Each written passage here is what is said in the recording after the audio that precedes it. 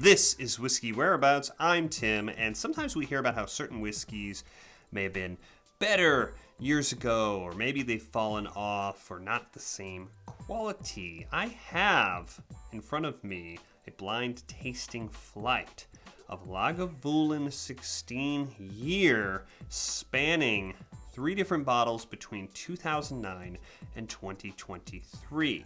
So let's see how this whiskey has changed or not over the years. My whiskey journey has taken me to Scotland and back. I've explored whiskey education, tastings, and distilleries from Islay to Speyside.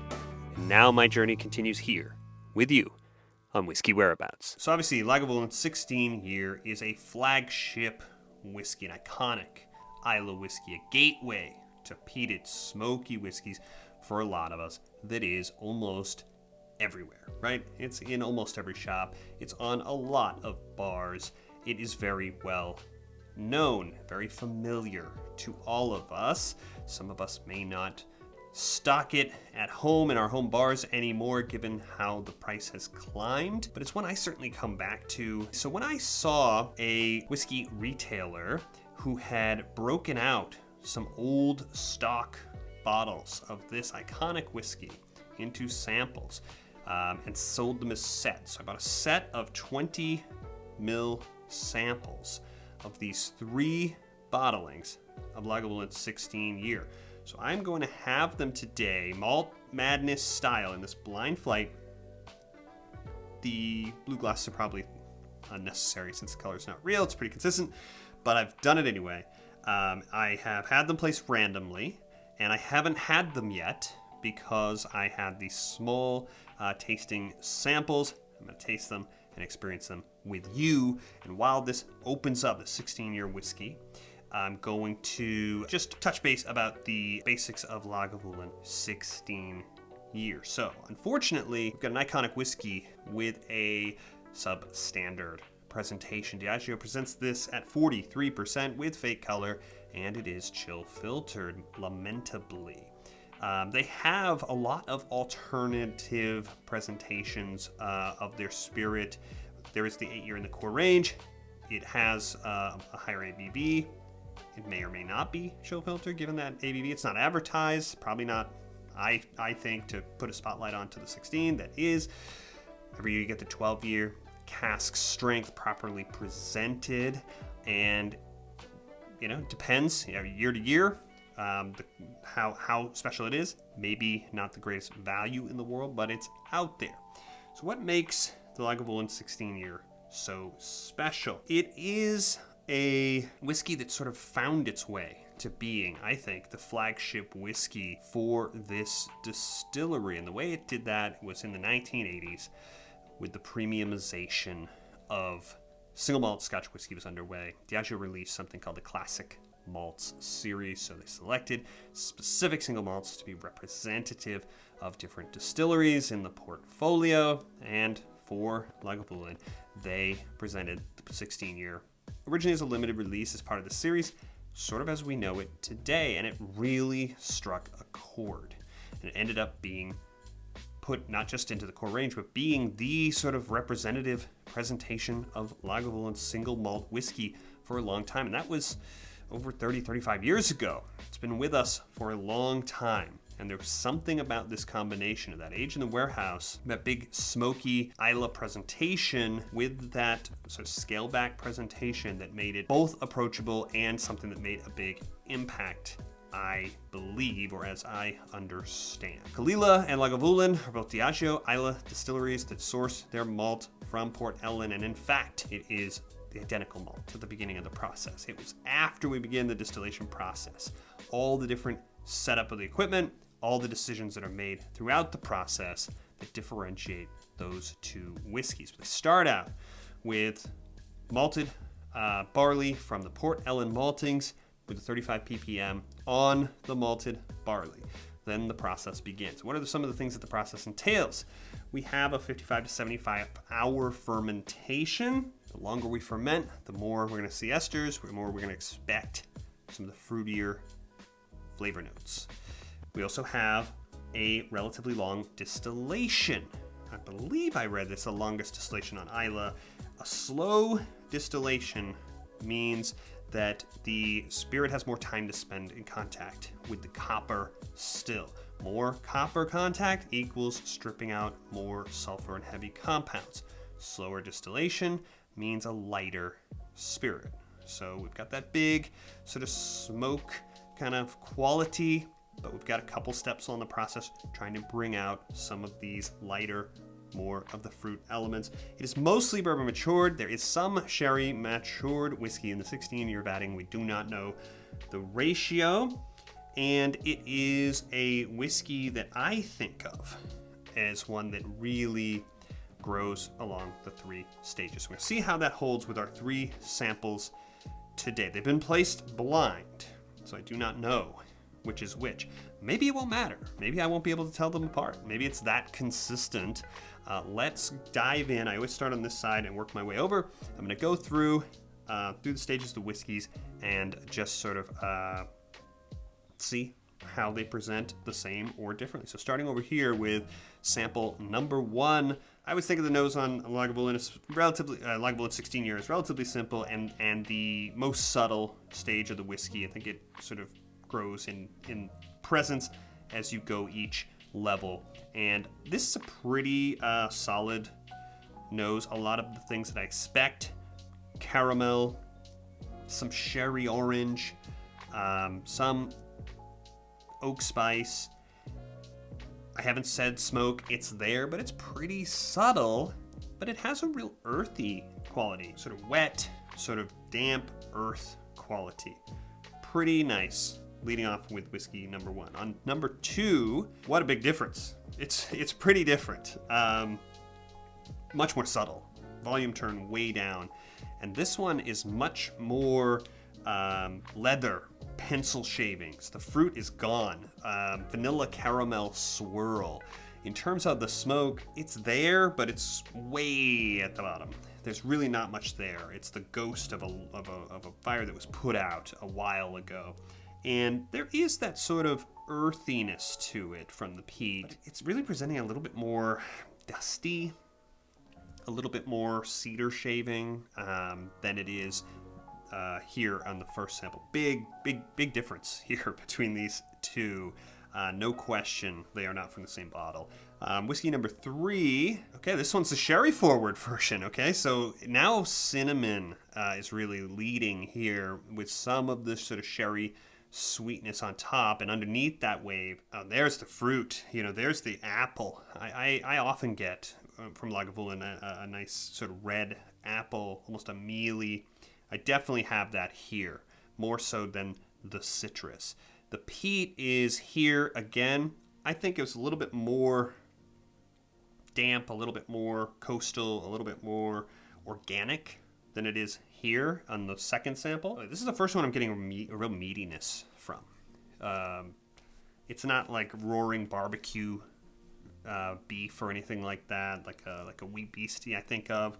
But I am getting that sort of really sort of savory kind of meatiness presenting off that. I'm going to go back through and then I'm going to rank the noses. So going back, try to kind of clear before I go back so I'm not sort of transferring over. Having gone through the process this first pour and it's been sitting, I'm getting a little bit of that more savory, but it's more of a cheese than a barbecued meat, like a baked something. Something cooked, grilled, or baked, but it is there. I would say this is the best. This is certainly the strongest nose. The volume's turned up the most. Then I'm going to say that it is number 3, and then I will say 2. They're not spectacularly, wildly different. It's not like, I can't believe this is the same whiskey, but I can definitely believe it's the same bottle. What I'm not getting, I can definitely believe that it's not from the same bottle. I'm definitely getting a lot of the same notes, but maybe they're presenting in slightly different ways. It is the same song rearranged 3 different ways is the best way I would put it. So let's go on the palates now. Start over here with whiskey number 1. It has a decent presence for 43%. It does feel a little bit watered down, especially after the finish begins, and we're going to get to the finish. But it has a lot of the straightforward elements I expect from this whiskey. The ash is how that peat is presenting now, much more prominent than on the nose. Pepper, honey, more so than that vanilla or caramel. Sweet, it has orange, definitely. A little bit of sort of sherry sweet.